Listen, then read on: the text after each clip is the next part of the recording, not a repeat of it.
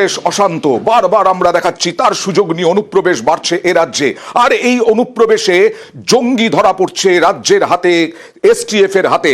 আর এই নিয়েই বিস্ফোরক অভিযোগ কেন্দ্রের বিরুদ্ধে মমতা বন্দ্যোপাধ্যায়ের। সিতাই দিয়ে লোক ঢোকাচ্ছে বিএসএফ, মহিলাদের ওপর অত্যাচার করছে বিএসএফ, সীমান্ত দিয়ে গুন্ডা ঢোকানো হচ্ছে, এমনই একেবারে তীব্র আক্রমণ কেন্দ্রকে। দেখুন, বিএসএফ এর সাথে অ্যাডজাস্ট করে অনুপ্রবেশকারীদের ঢোকাচ্ছেন আপনারা, ও প্রতিবাদ করছেন না। আপনারা ঢোকাচ্ছেন না, ঢোকাচ্ছে বিএসএফ। বিএসএফ ইসলামপুর দিয়ে লোক ঢোকাচ্ছে, সিতাই দিয়ে ঢোকাচ্ছে, চোপড়া দিয়ে ঢোকাচ্ছে, আরো অনেক জায়গা দিয়ে ঢোকাচ্ছে। বিএসএফ মেয়েদের উপর অত্যাচার করছে। তো আপনাদের দিক থেকে কোনো প্রতিবাদ কেন হয়নি? ডিজি রাজীব কুমারকে আমি বলবো, কোন কোন জায়গায় লোক ঢুকেছে, লোক ঢুকিয়েছে বিএসএফ। ট্রেনও চলছে, বাসও চলছে, বিএসএফও চলছে। বাংলাকে যদি মনে করে কেউ অনুপ্রবেশকারীদের ঢুকিয়ে আর তৃণমূল কংগ্রেসকে বদনাম করব, এটা তৃণমূল কংগ্রেস করছেন না। তৃণমূল কংগ্রেসের করার অধিকার নেই এবং সাধ্যও নেই। এলাকাটা কন্ট্রোল করে বিএসএফ। বিএসএফ এর দায়িত্বটা তৃণমূল কংগ্রেসের ঘাড়ে চাপাচ্ছেন। তাদের আমি বলবো, সংযত হন। বিএসএফ এর এই অন্যায় কাজ সাপোর্ট করে তৃণমূল কংগ্রেসকে দায়ী করবেন না। বর্ডার গার্ড বিএসএফ দেয়, এমনকি পুলিশও দেয় না। কিন্তু পুলিশের কাছে জেলার ইনফরমেশন থাকে, ডিএমদের কাছে ইনফরমেশন থাকে কোথায় যাচ্ছে। মনোজ, তুমি কোনো ইনফরমেশন পেয়েছো ডিএমএসপিদের কাছ থেকে আজ পর্যন্ত? পাওনি। তার মানে ডিএমএসপিরা তাদের দায়িত্ব পালন করেনি। রাজীব কুমার আমাকে কিছু কিছু ইনফরমেশন দিয়েছে এবং আমি লোকাল ইনফরমেশন পেয়েছি কিছু। যে ইনফরমেশনগুলো আমাদের কাছে পজিটিভ এসছে, ডিটেলসটা আমার চাই, কারণ আমি একটা স্ট্রং লেটার লিখবো। কেন এটা করা হচ্ছে? এখানে গুন্ডা পাঠিয়ে দেওয়া হচ্ছে, বর্ডার দিয়ে খুন করছে, চলে যাচ্ছে, এইরকম লোক পাঠানো হচ্ছে। এটা বিএসএফ এর অনেক ভেতরকার কাজ। এর মধ্যে কেন্দ্রীয় সরকারের একটা ব্লুপ্রিন্ট আছে। কেন্দ্রীয় সরকারের ব্লুপ্রিন্ট যদি না থাকতো এটা হতো না। আমি বারবার কেন্দ্রীয় সরকারকে বলেছি যে যা করবেন আপনারা সেটাই আমাদের পথ। কিন্তু আমি যদি দেখি আমার রাজ্যকে ডিস্টার্ব করবার জন্য জঙ্গি হানাকে কেউ মদত দিচ্ছেন, সেক্ষেত্রে তো আমাদের প্রতিবাদ করতেই হবে। সেই জন্য আমাদের প্রতিবাদ পত্র যাবে। আর বিএসএফ কে তো অভিষেক বন্দ্যোপাধ্যায়েরও বাংলাকে অশান্ত করার চক্রান্ত, অশান্ত করতে জঙ্গি ঢোকাচ্ছে বিএসএফ। আসামে এতজন ধরা পড়েছে, আসামের মুখ্যমন্ত্রী কি তৃণমূল করে? কোত্থেকে ধরা পড়ছে? ত্রিপুরায় ধরা পড়েছে। তাহলে ওনারাই তো বলে ঘুষপেটিয়া, উল্টা লটকা দুঙ্গা, চুন চুনকে দেখুঙ্গা। কাকে উল্টো ঝোলালো? আজকে যারা ধর্মের নামে অত্যাচারিত হচ্ছে তাদের বিরুদ্ধে দেশের প্রধানমন্ত্রী সহ, কেন্দ্রের সরকার, স্বরাষ্ট্রমন্ত্রী সহ, বিদেশ মন্ত্রী সহ, পুরমন্ত্রী সহ নীরব কেন? আর বাংলার পুলিশ যদি সহযোগিতা না করতো, কোন জঙ্গি ধরা পড়তো না। এই জঙ্গিদের ঢুকিয়েছিল বর্ডার সিকিউরিটি ফোর্স বাংলাকে অশান্ত করার জন্য। রাজ্য পুলিশ ধরেছে। পাল্টা বিজেপিও ছেড়ে খেলছে না। পাল্টা বিজেপির রাজ্য সভাপতি সুকান্ত মজুমদার রাজ্য এবং পুলিশের সমালোচনা করলেন।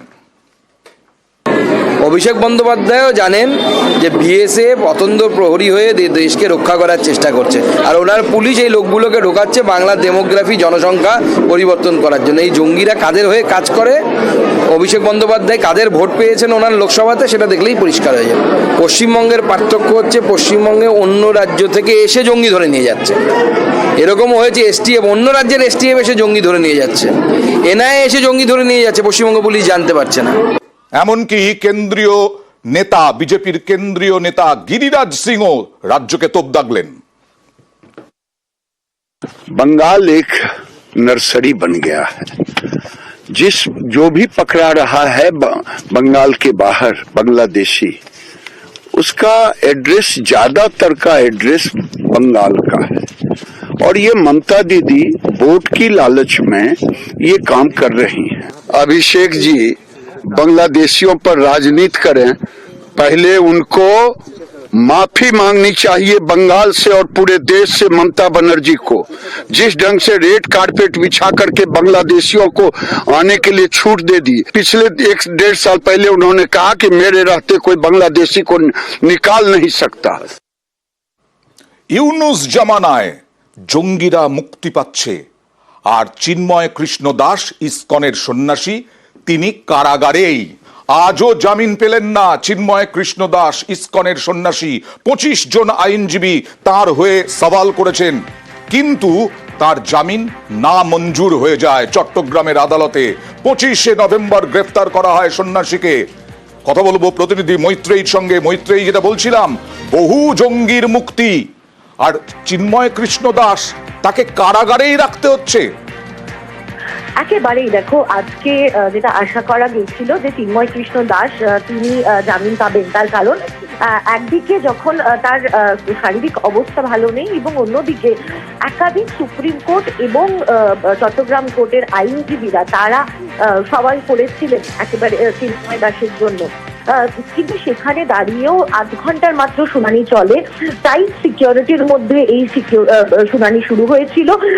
8 ঘন্টা শুনানি চলার পরেই জামিন নাকচ করে দেয় একেবারে চট্টগ্রামের আদালত।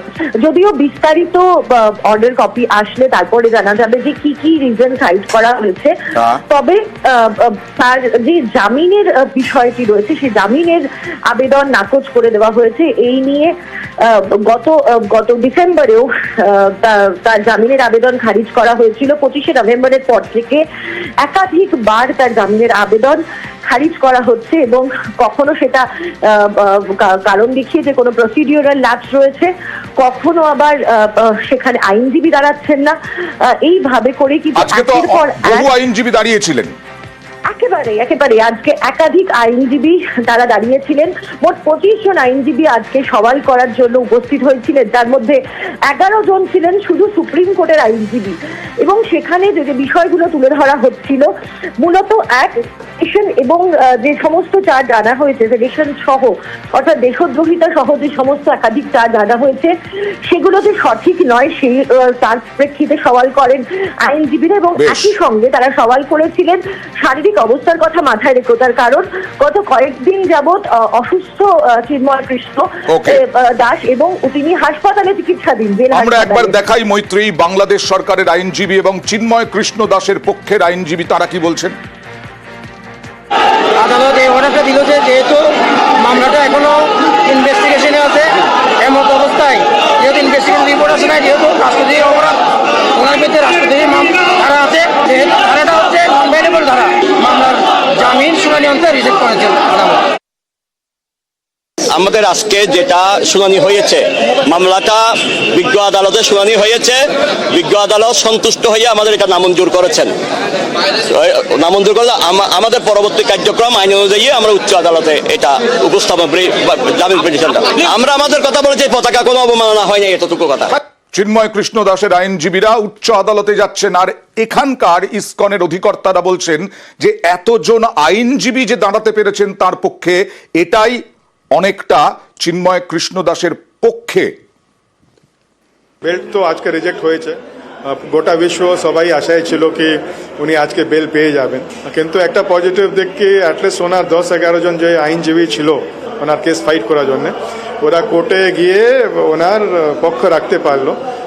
আমরা এটাই আশা করি কি যখন ওরা হাইকোর্টে আপিল করবে এই মামলাটা, হাইকোর্টে সুচারুভাবে শুনানিটা হয়, আর যারা ওনার পক্ষে হয়ে দাঁড়াচ্ছে কোর্টে ওরা সুরক্ষিত নিজেকে মহসুস করতে পারে। চিন্ময় কৃষ্ণবাবু আর যারা জেলে আছে ওরা বিচার পাবে, আর বিচার পাওয়ার জন্যে যারা আইনজীবীরা আছে ওরা নির্ভীক হয়ে ওর পক্ষ রাখতে পারে সব কোর্টে। এটাই আমরা চাই কি যারা মাইনরিটিস আছে ওদের অধিকার রক্ষা হোক, আর যারা জেলে আছে ওরা ন্যায় বিচার পেতে পারে।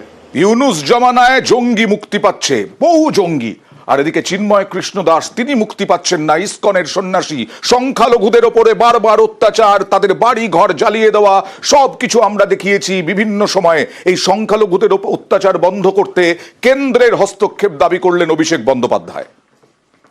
বিচার ব্যবস্থা যদি ভীত সন্ত্রস্ত বা পক্ষপাতদুষ্ট হয়ে যায়, সেই দেশ বা সমাজের পতন অবশ্যম্ভাবী কেউ আটকাতে পারবে না। যে কেন্দ্র সরকারের উচিত বাংলাদেশের সংখ্যালঘুদের উপর, নিরীহ মানুষদের উপর এই নৃশংস মর্মান্তিক অত্যাচারের কাহিনী যারা রচনা করছে তাদের বিরুদ্ধে কঠোর ব্যবস্থা যাতে সেই অন্তর্বর্তী সরকার নেয়, এবং সেই স্টেপটা আগে আমাদের কেন্দ্রের সরকারকে নিতে হবে। কোন রকম কোনো স্টেটমেন্ট নেই, বিদেশ মন্ত্রী চুপ, বিদেশ সচিব চুপ, স্বরাষ্ট্রমন্ত্রী চুপ, সবাই চুপ। আমার কথার সাথে তো আমার অ্যাকশন ম্যাচ করতে হবে। কাজে আর কথায় যদি এত ফারাক থাকে, ভারতবর্ষ না থাকলে ওটা পূর্ব পাকিস্তান হয়ে থাকতো। ভারতবর্ষের অবদান যারা অস্বীকার করছে, যারা ইতিহাসকে অস্বীকার করছে, তাদের পরিণতি করুণ হবে। কোনদিন শুনেছেন বাংলাদেশের মতো দেশ ভারতবর্ষকে চমকাচ্ছে? আপনি এই ভারতবর্ষের নাম উজ্জ্বল করেছেন। ইউনুস জমানায় ভারতের অবদান অস্বীকার করা হচ্ছে, আর আজকে চিন্ময় কৃষ্ণ দাসের জামিন নামঞ্জুর। শুভেন্দু অধিকারী বিরোধী দলনেতা, তিনিও তোপ দাগলেন। চিন্ময় প্রভুর আজকে জামিন হয়নি, জামিন ওরা দেবে না, কারণ ইউনুসের নেতৃত্বে যে জিহাদি সরকার ওখানে তৈরি হয়েছে, অবৈধ সরকার, এই সরকার জঙ্গি, মৌলবাদ এবং জঙ্গিবাদের মধ্য দিয়ে সনাতন ধর্ম সহ অন্যান্য ধর্মকে মুছে ফেলতে চান। তারা সেখানে ক্ষমতায়, তাই জামিন হবে না আমরা জানি। আমরা আশঙ্কা করছি ইউনুসের সরকার চিন্ময় কৃষ্ণ প্রভুকে হত্যার ষড়যন্ত্র করছে। এক্ষেত্রে ভারত, আমেরিকা সহ, ইসরায়েল সহ পৃথিবীর মানবতাবাদী দেশগুলো যারা জঙ্গিবাদকে নিকেশ করেছেন, তাদের সম্মিলিত প্রচেষ্টার আমরা সমস্ত হিন্দুরা আশা করছি এবং দাবি করছি।